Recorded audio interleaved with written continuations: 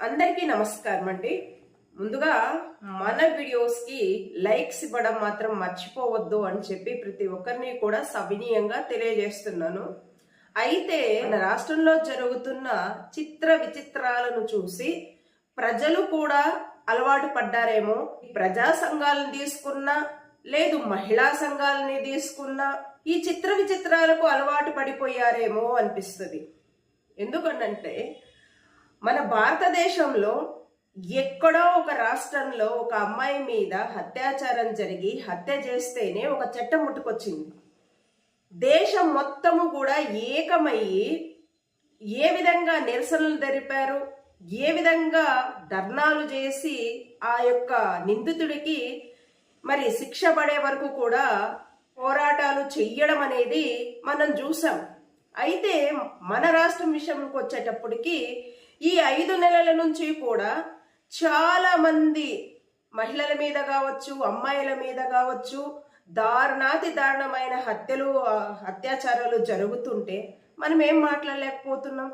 కనీసము ఈ మహిళా సంఘాలు తీసుకున్నా, అలాగనే ఈ యొక్క ప్రజా సంఘాలు తీసుకున్నా కూడా ఇంకా చలనం లేకోకుండా, కనీసము నిరసనలు తెలపకుండా ఎందుకు మిన్నకుండిపోతున్నాయో అర్థం కాని పరిస్థితి. ఇక ప్రతిపక్ష పార్టీ వైఎస్ఆర్సీపీని కావచ్చు, అలాగే ఈ యొక్క సిపిఐ సిపిఎంను కూడా కావచ్చు, ఖచ్చితంగా ప్రశ్నించాల్సిన అవసరం అయితే ఉంది. మనము నిరసనలు ఎందుకు తెలపలేకపోతున్నాం?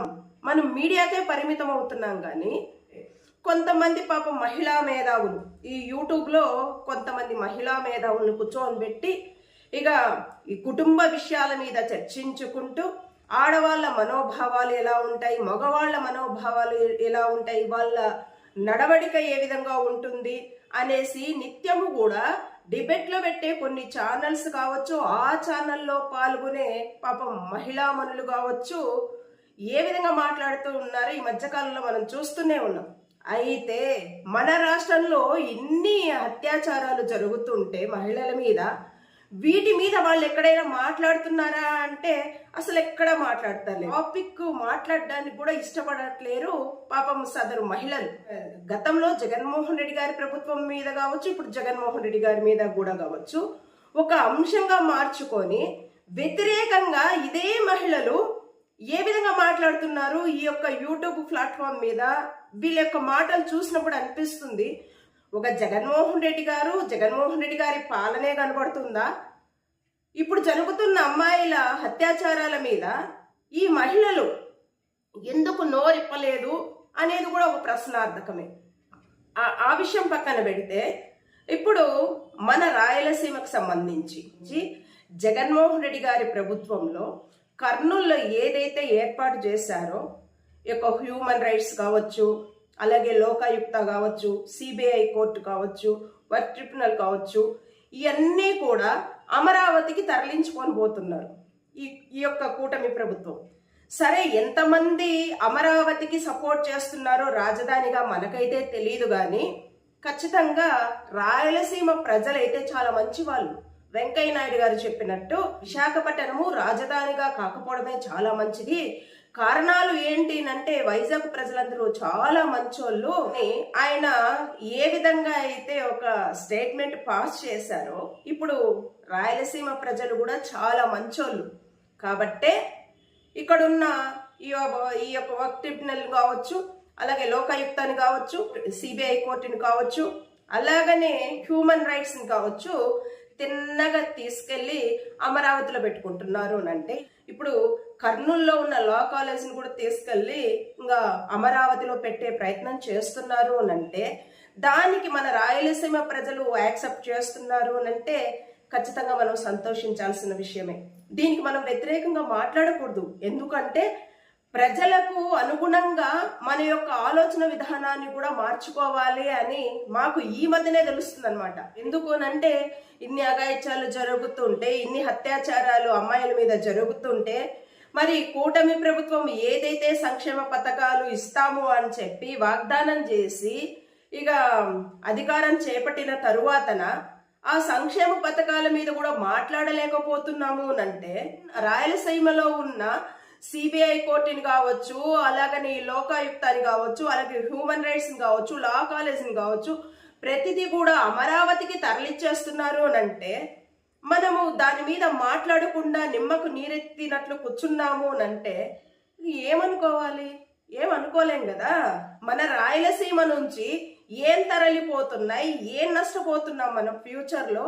మనకెందుకులే, అమరావతి రాజధానిగా ఉంటే ఏంటి, తిరుపతి రాజధానిగా ఉంటే ఏంటి, కర్నూలు రాజధానిగా ఉంటే ఏంటి, లేకపోతే విశాఖపట్నం రాజధానిగా ఉంటే ఏంటి, మనం సేఫ్గా ఉన్నాము అనే ఆలోచనకి ప్రజలు వెళ్ళిపోయినప్పుడు మనం కూడా వాళ్ళు ఏం కోల్పోతున్నారు అని చెప్పడం కూడా మనది తప్పే అవుతుంది, బూతే అవుతుంది ఖచ్చితంగా.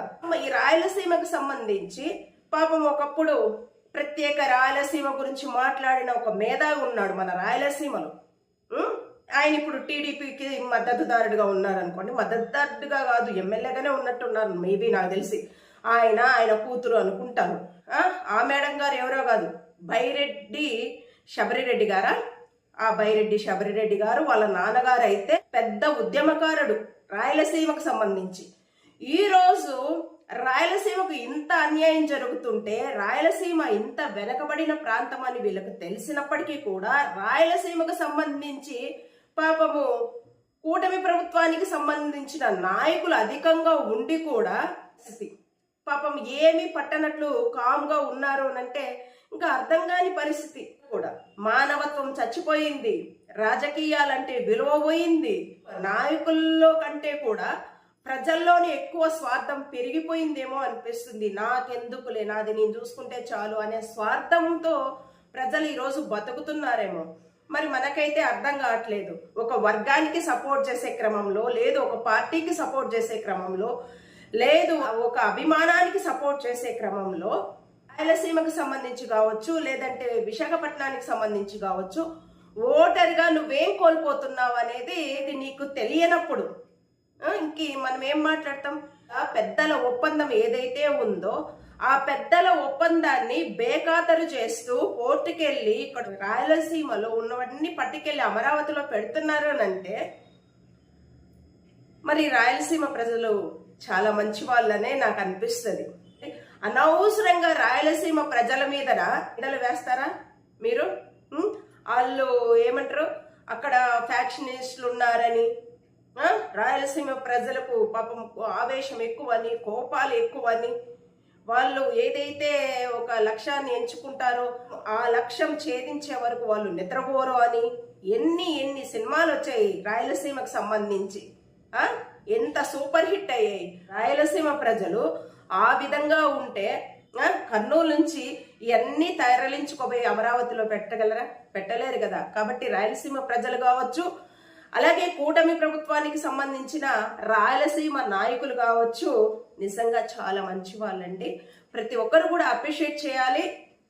ఇటువంటి కార్యక్రమాలకు మనం కూడా మద్దతు ఇవ్వాలి. మనం వీటికి వ్యతిరేకంగా అస్సలు మాట్లాడకూడదు. మాట్లాడినామంటే బూత్. మనం కూడా పక్క రాష్ట్రాలు చూడండి, మానవత్వం అంటే ఎలా ఉంటుందో. రీసెంట్గా చెన్నైకి సంబంధించి ఒక డాక్టర్ని ఎవరో కొడితే మొత్తం డాక్టర్లందరూ కలిసి మరి వాళ్ళ విధులను నిలిపేసేసి సమ్మె ప్రారంభించేశారు. ఇటువంటి ఉద్యమాలు మన ఆంధ్ర రాష్ట్రంలో జరగకూడదు. జరిగితే బూతు. వీటి మీద అసలు మనం మాట్లాడకూడదు కూడా సాధ్యమైనంత వరకు. ఇకపోతే సోషల్ మీడియా నియంత్రణ కోసము మరి అసెంబ్లీలో బిల్లు కూడా పాస్ చేస్తున్నారు. ప్రత్యేకంగా ఒక చట్టాన్ని తీసుకొని వచ్చి అలాగనే ప్రత్యేక పోలీసు వ్యవస్థను కూడా ఏర్పాటు చేస్తున్నారంట సోషల్ మీడియాను నియంత్రించడానికి. ఒక విధంగా స్వాగతించే విషయం అయినప్పటికీ కూడా మెయిన్ స్ట్రీమ్ మీడియాని ఏ విధంగా నియంత్రిస్తారో అలాగనే పచ్చ ఛానల్స్ ఉన్నాయి కదా కొన్ని, ఆ పచ్చ ఛానల్స్ ని నియంత్రిస్తారా లేదా? మరి రాజకీయ నాయకులు మాట్లాడుతున్న మాటలను కూడా నియంత్రించాలి కదా. ఇప్పుడు ఏ పార్టీకి సంబంధించిన రాజకీయ నాయకులైనా కావచ్చు, వాళ్ళ నోరును అదుపులో పెట్టుకునేటట్టు వాళ్ళు నియంత్రించుకోవాలి కదా. ప్రక్షాళన స్టార్ట్ అవ్వాల్సింది ఎక్కడి నుంచి అంటే ఫస్ట్ రాజకీయ నాయకుల దగ్గర నుంచి. మీ నోరు మీరు నియంత్రించుకుంటే, అలాగనే ఈ పచ్చ ఛానల్స్ కావచ్చు, ఈ పచ్చ యూట్యూబ్ ఛానల్స్ కావచ్చు, వాళ్ళు మాట్లాడే విధానం కావచ్చు, వాళ్ళు చేస్తున్న డిబేట్లు కావచ్చు, ఫస్ట్ అవి కూడా నియంత్రించుకోగలగాలి కదా. అలా కాకుండా ఏకపక్ష ధోరణిలో వెళ్తే మీరు ఎంత అసెంబ్లీలో బిల్లు పాస్ చేసినప్పటికీ కూడా ఈ నియంత్రణ మీద ఇది ఒక విధంగా బూత్ బిల్ అంటా నేను. ఒక విధంగా అయితే సోషల్ మీడియాని అణిచే ప్రయత్నం చేస్తున్నారు ఖచ్చితంగా. ఎందుకు అంటే కూటమి ప్రభుత్వానికి మెయిన్ స్ట్రీమ్ మీడియా సపోర్ట్ చాలా ఉంది. కూటమి ప్రభుత్వం ఏది చేసినా కూడా మరి ఏ విధంగా మెయిన్ స్ట్రీమ్ మీడియా భజన చేస్తుందో అందరికీ తెలుసు. ఈ మెయిన్ స్ట్రీమ్ మీడియాని చాలా మంది ప్రజలు నమ్మట్లేరు. కాబట్టి ఈ ప్రింట్ మీడియా తీసుకున్నా లేదు మెయిన్ స్ట్రీమ్ మీడియాలో తీసుకున్నా కూడా జర్నలిజం అనేది చచ్చిపోయింది కనుకే ప్రజలు సోషల్ మీడియాని నమ్ముకున్నారు. ఎక్కువ కూడా అట్రాక్ట్ అవుతుంది ప్రజలు సోషల్ మీడియాకి. ఈ సోషల్ మీడియా ద్వారానే ఉన్నది ఉన్నట్టు నిజాలు ప్రజలు తెలుసుకుంటున్నారు కాబట్టే కూటమి ప్రభుత్వం మీద వ్యతిరేకత పెరుగుతుంది కాబట్టే ఇంకా సోషల్ మీడియాని అణిచే ప్రయత్నం చేస్తున్నారు. ఒక సపరేట్ చట్టం తీసుకొని వచ్చి ఒక సపరేట్ పోలీస్ వ్యవస్థను ఏర్పాటు చేయాలి అని చెప్పేసి బిల్లు పాస్ చేయాలని చూస్తున్నారు. ఇప్పుడు ఒక బూత్ బిల్లును ఏదైతే పాస్ చేయాలని చూస్తున్నారో ఈ రోజు మీకు ఓకే, అది ఒక అస్త్రంగా మార్చుకుంటారు. వైసీపీకి సంబంధించిన కార్యకర్తని అనగదొక్కే ప్రయత్నం చేస్తారు. కానీ రేపటి రోజు మళ్ళీ కూటమి ప్రభుత్వమే వస్తుంది అనే దాఖలాలు ఉందా అని అంటే ఏమో మరి ప్రజలు డిసైడ్ చేస్తారు. అది మీ ప్రభుత్వం వస్తే ఓకే, కూటమి ప్రభుత్వం వస్తే ఓకే. కూటమి ప్రభుత్వం రాకుండా వైఎస్ఆర్సీపీ వచ్చిందనుకోండి, శాశ్వతం కాదు కదా రాజకీయాలు. వైఎస్ఆర్సీపీ వచ్చిందనుకోండి, మీరిచ్చిన అస్త్రాన్ని వైఎస్ఆర్సీపీ కూడా ప్రయోగిస్తుంది. ఆ రోజు నష్టపోయేది ఎవరు అంటే ఆ రోజు కూడా కార్యకర్తే. ఈరోజు ఏదైతే వైఎస్ఆర్సీపీ కార్యకర్త నష్టపోతున్నాడో రేపటి రోజు ఈ కూటమి పార్టీలకు సంబంధించిన కార్యకర్తలు నష్టపోతారు. నాయకులేమో హ్యాపీగా ఉంటారు. ఎటు తిరిగి కూడా నష్టపోయేది ఒక సామాన్యుడే కదా. కాబట్టి ప్రజలు ప్రతిదీ స్వాగతిస్తున్నారు. ఆ స్వాగతించినప్పుడు మనం ఏం చెయ్యలేం కదా. ఇప్పుడు ఒక మహిళ మీద కావచ్చు, ఒక పసిపిల్ల మీద కావచ్చు అత్యాచారాలు జరిగి దాడులు జరిగి హత్యలకు గురవుతుంటే వాటి మీద చట్టాలు తీసుకొచ్చారా, లేకపోతే అరెస్టు చేశారా, దాని మీద కనీసం అసెంబ్లీలో డిస్కషన్ పెట్టారా అంటే ఎక్కడా లేదు. మహిళలకు పసిపిల్లలకు రక్షణగా నిలబడే కొత్త పోలీసు వ్యవస్థని ఏర్పాటు చేస్తున్నారా అని అంటే ఎక్కడా లేదు. పాపం సోషల్ మీడియా మీద ఏదైతే చొరవ చూపిస్తున్నాడో, సోషల్ మీడియాని ఏదైతే నియంత్రించాలని చూస్తున్నారో ఆ యొక్క ఉత్సాహాన్ని మహిళల భద్రత కోసం వినియోగించకుండా ఇక ఈ బూత్ బిల్లును పాస్ చేసుకుంటున్నారు. దీనికి ప్రజలు యాక్సెప్ట్ చేస్తున్నారు అనేసి అంటే ప్రతిదీ కూడా మనం స్వాగతించాలి. అటు చెప్పే ప్రయత్నం అయితే చేయకూడదు. అంతే కదండి. ప్రజల మనోభావాల్ని గౌరవిస్తూ కూటమి ప్రభుత్వం తీసుకుంటున్న నిర్ణయాలను స్వాగతిస్తూ ఖచ్చితంగా మనం కూడా రేపటి నుంచి మంచి వీడియోసే చేద్దామండి. ఇట్స్ ఓకేనండి. ఈ యొక్క వీడియో మీద మీ యొక్క అభిప్రాయాలు తెలియజేస్తారని ఆశిస్తున్నాను. థ్యాంక్స్ అండి. థ్యాంక్స్ అలా.